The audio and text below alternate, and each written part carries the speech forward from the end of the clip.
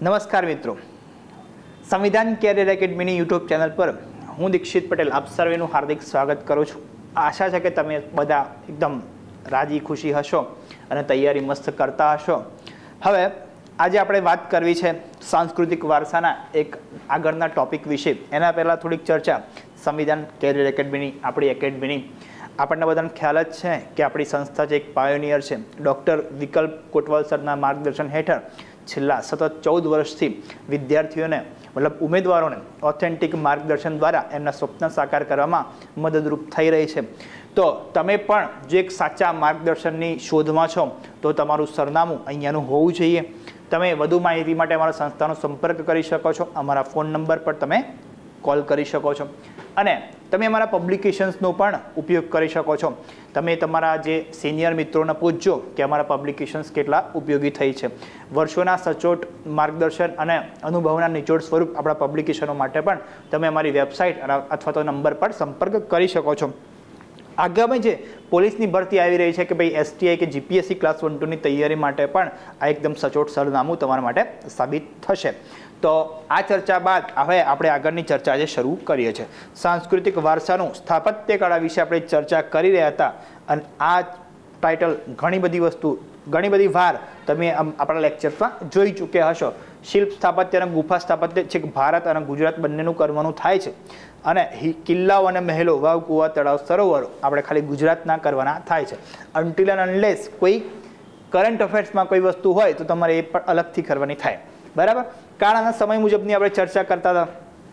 એમાં આપણે પ્રાચીન સમયની સ્થાપત્યોની ચર્ચા કરી, મધ્યકાલીન સમયના સ્થાપત્યોની પણ આપણે ગયા 2 લેક્ચર્સમાં ચર્ચા કરેલી હતી. એમાં દિલ્હી અને મુગલકાલીન સ્થાપત્યની આપણે ડિટેલમાં ચર્ચા કરી હતી. બરાબર છે. એક ડિટેલમાં મતલબ 15 મિનિટના સેક્શનમાં જેટલું શક્ય બને એટલો આપણે પ્રયત્ન કરીએ છીએ. એટલા માટે જ આપણે તો પીપીટી દ્વારા જઈએ છીએ. લખવાનો આશય ઓછો રાખીએ છીએ, એ આપણો ઉદ્દેશ છે. ઓકે. હવે આજે જે ચર્ચા કરવી છે એ આધુનિક સ્થાપત્યની કરવી છે. હવે આધુનિક સ્થાપત્ય માને શું? તો આધુનિક સ્થાપત્ય માને કે જ્યારે યુરોપિયન પ્રજાનું ભારતમાં જ્યારે ભારતીય દ્વીપકલ્પમાં જ્યારે આગમન થાય છે ત્યારબાદ ભારતમાં જે સ્થાપત્ય એમના દ્વારા બનાવવામાં આવ્યા એના આપણે ક્યાંથી એના આધુનિક સમયથી એના ગણીએ છીએ.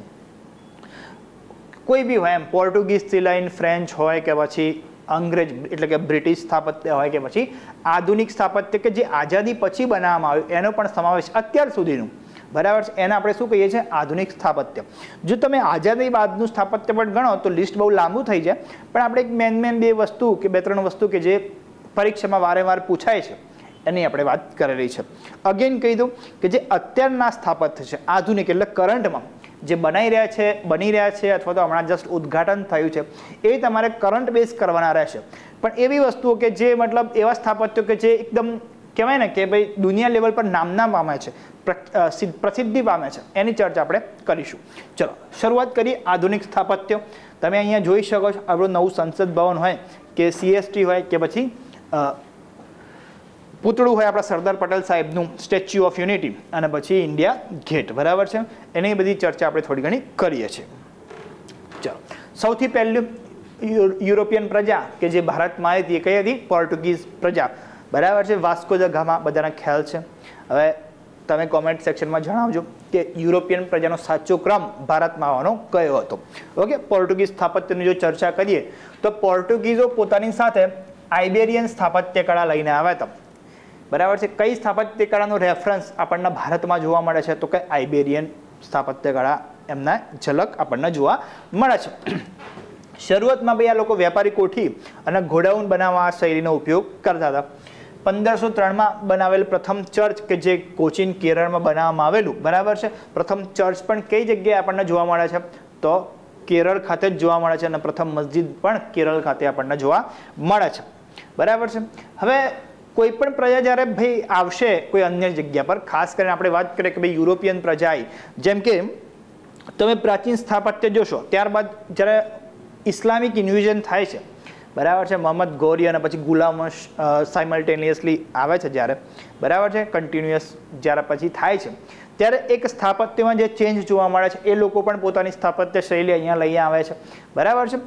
એ જ રીતે જ્યારે યુરોપિયન પ્રજાનું અહીંયા આગમન થાય છે ત્યારે એ લોકો પણ પોતાની એક આગવી શૈલી અહીંયા લઈ આવે છે.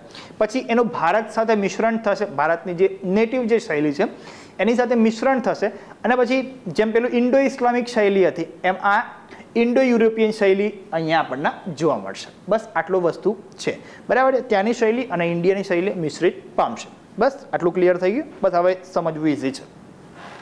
તો ભાઈ શરૂઆતમાં તો વેપારી કોઠી અને ગોડાઉન બનાવતા, જેમ મધ્યકાલીન લોકો કેવું પહેલાં મસ્જિદ બનાવી, બરાબર, ઇસ્લામિક સ્ટ્રક્ચર્સ ઊભા કર્યા અને ત્યારબાદ એમને મકબરા એ બધું બનાવવાનું ચાલુ કર્યું.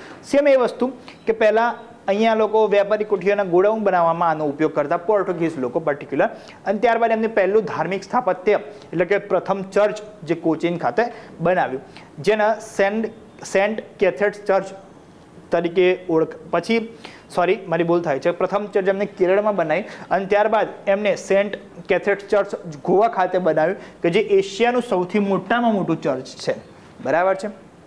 અને બાંદ્રા ફોર્ટ મુંબઈ ખાતે પણ એમને બનાવેલો છે. આ સેન્ટ કેથેડ્સ ચર્ચ ગોવાનું છે, બરાબર છે. તો પહેલું ચર્ચ અને એશિયાનું સૌથી મોટામાં મોટું ચર્ચ બનાવવાનો શ્રેય કોને જાય છે? તો પોર્ટુગીઝ લોકોને જાય છે. ઓકે, કન્ફ્યુઝ ના થતા, બરાબર છે. હાલ મને બી થોડુંક ઇન્ફોર્મેશન કન્ફ્યુઝ થઈ ગયું, પણ બેસ્ટ છે, એકદમ ઇઝી છે. સૌથી મોટું ચર્ચ એશિયાનું સેન્ટ કેથેડ્સ ચર્ચ જે ગોવામાં છે અને પ્રથમ ચર્ચ જે કેરળમાં છે એ કોના દ્વારા બનાવવામાં આવેલું છે? તો કે પોર્ટુગીઝ લોકો દ્વારા બનાવવામાં આવેલું છે. ચલો, ત્યારબાદ લોકો આવે છે ફ્રેન્ચ લોકો, બરાબર છે. આયોજનબદ્ધ શહેરનું નિર્માણ કોના દ્વારા શરૂ કરવામાં આવે છે? ભાઈ પ્લાન્ટ સિટી, જેને કહેવાય ને ભાઈ પ્લાન્ટ સિટી. જેમ તમને ખબર હોય તો કે ગાંધીનગર પણ પ્લાન્ટ સિટી છે. બીજું પ્લાન્ટ સિટી કયું છે? ચંદીગઢ, બરાબર. ચંદીગઢનો પ્લાન કોને કર્યું હતું? તો કે લા કાર્બુઝિયર નામના જે આર્કિટેક્ચર હતો એને ચંદીગઢ સિટીના પ્લાન કર્યું હતું, બરાબર છે. તમે કોમેન્ટમાં જણાવો કે ગાંધીનગરનું જે પ્લાન છે એ કોને તૈયાર કરેલો હતો? પ્લાન્ટ સિટી છે ને ગાંધીનગર સેક્ટરમાં ડિવાઈડ કરેલું છે, તો એનું પ્લાન કોના દ્વારા તૈયાર કરવામાં આવેલું અમને કોમેન્ટ સેક્શનમાં જણાવો, બરાબર છે. કોમેન્ટ સેક્શનમાં આનો જવાબ આપશે એની કોમેન્ટને લાઈક કરવામાં આવશે. એના પરથી પોંડુચેરી અને ચંદ્રનગરની પણ રચના કરવામાં આવે છે. યામ ભૂમિતિ એટલે કે કાર્ટેઝિયન ગ્રીડ પ્લાન આધારિત નગર આયોજન કરવામાં શ્રેય કોને જાય છે? ભારતમાં ફ્રાન્સીસી લોકોને જાય છે. કાર્ટેઝિયન ગ્રીડ પ્લાન એટલે આમ ચોરસમાં 90 ડિગ્રી ગ્રીડ તો તમે બધા ખબર જ હશે. હડપ્પિયન સભ્યતામાં ગ્રીડ આકારના શહેરો હતા. તમે વિચારો કે એ પદ્ધતિ કેટલી જૂની છે, પણ ફ્રેન્ચ લોકોએ પણ જે પોતાની પ્લાન્ટ સિટી હતી, બરાબર, પ્લાન્ટ સિટી એમની આગવી વિશેષતા હતી કે એ પ્લાન્ટ સિટીમાં કાર્ટેઝિયન ગ્રીડ પ્લાન આધારિત નગર આયોજન આપણને જોવા મળે છે. આ ચંદ્રનગર ફોર્ટનું જે ભાગ છે એનો ઇમેજ છે. તો ચંદ્રનગર ફોર્ટનું પણ નિર્માણ પણ ફ્રાન્સીસી લોકોને કરેલું હતું કે જે પોતે ફ્રેન્ચ સ્થાપત્ય છે.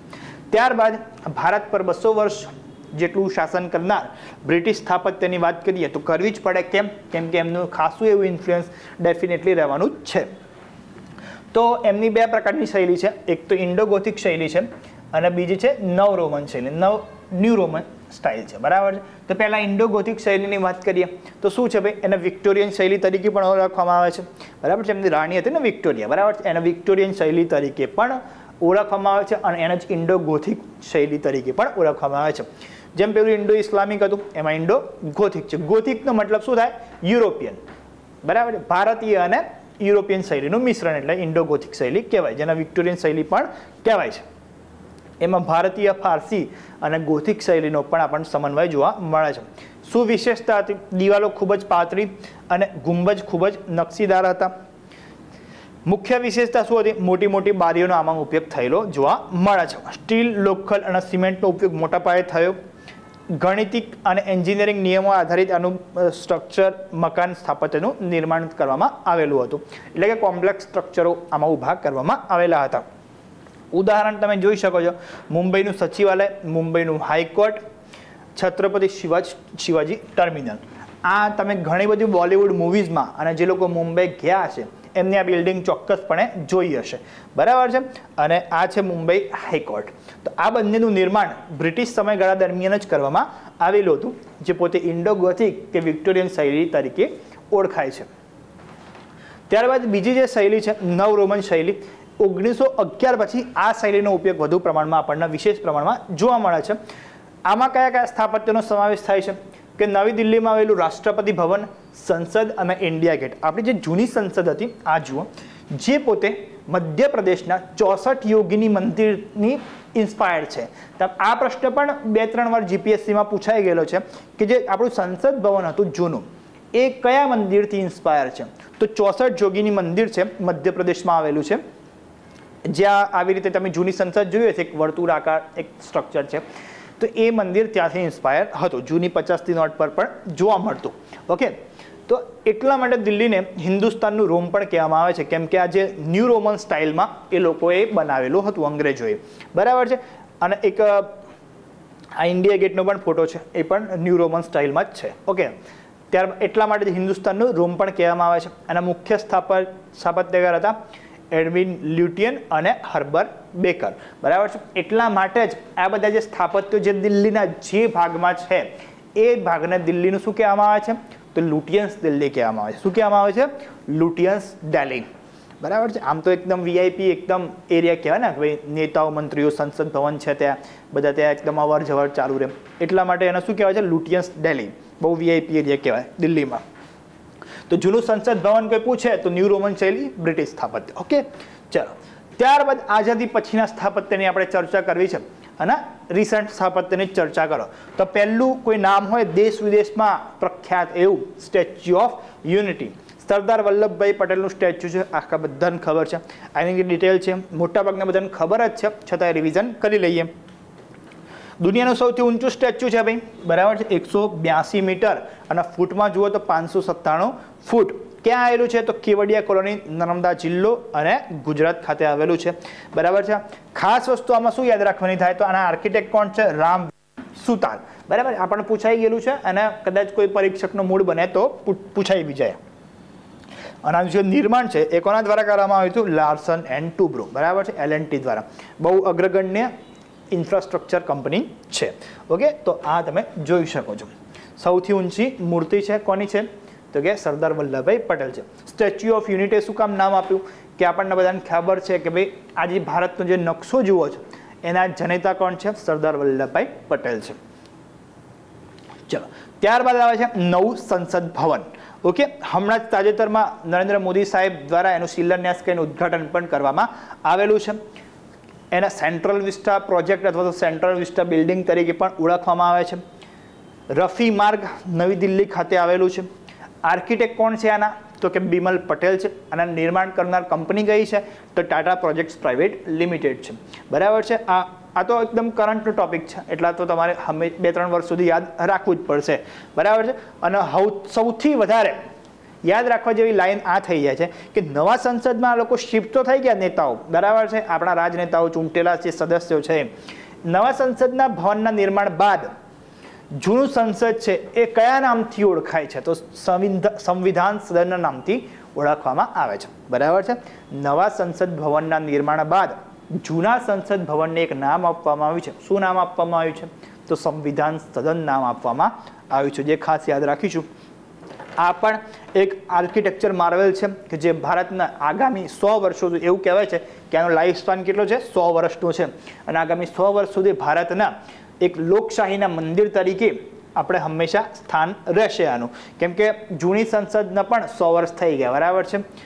તો ઓલમોસ્ટ 100 વર્ષ, 1927ની આસપાસ બનેલું છે, તો લગભગ 100 વર્ષ થઈ ગયેલા છે. તો તમે વિચારો કે ભાઈ આ પણ સંસદને એ ધ્યાનમાં રાખીને જ બનાવવામાં આવેલું છે. એકદમ જબરજસ્ત તરીકે આપણને ખબર છે કે ભાઈ બનાવવામાં આવેલું છે. ભારતની સાંસ્કૃતિક વારસાના જે મૂલ્યોને પણ અહીંયા કંડારવામાં આવેલા છે સંસદ ભવનમાં. તમે કોઈ સારી ડોક્યુમેન્ટરી કે કોઈ સારા વિડીયો આના પર જોઈ શકો છો કે જે આના માટે વિગતવાર ચર્ચા કરતા હોય છે. બરાબર છે. આર્કિટેક્ટ બિમલ પટેલ છે, એ યાદ રાખીશું. તો આ પ્રકારે જે આધુનિક ભારતના અગત્યના ઇન્ફ્રાસ્ટ્રક્ચર અથવા કે સ્થાપત્યો છે, બરાબર છે, એની આપણે વાત કરી. આના સિવાય પણ ઇન્ફ્રાસ્ટ્રક્ચર છે, બરાબર છે, બ્રિજીસ છે અગત્યના, કોઈ જેમ કે અયોધ્યા રામ ટેમ્પલ છે, એ કઈ શૈલીમાં બનાવવામાં આવ્યું એ પણ તમને ખાસ યાદ રાખવું પડે. બરાબર છે. પંચાયતન શૈલી કહી લો કે નાગર શૈલીનું મંદિર છે, એ પણ તમને ખ્યાલ હોવો જોઈએ. તો આના કોઈ અગત્યના બીજા સ્ટેચ્યુસ પણ છે કે જે સાઉથ ઇન્ડિયામાં બેંગ્લોરમાં પણ હમણાં એક સ્ટેચ્યુનું ઉદ્ઘાટન થયું છે. તમારે કહેવાનું છે કયા સ્ટેચ્યુનું ઉદ્ઘાટન થયેલું છે. તો આ જે અલગ અલગ છે સ્ટ્રક્ચર્સ, એ પણ તમારે કરંટ અફેર્સ મુજબ યાદ રાખવાના થાય છે. આ તમે એવા સ્ટ્રક્ચર્સની વાત કરી કે જે દેશ વિદેશમાં ખ્યાતિબદ્ધ છે.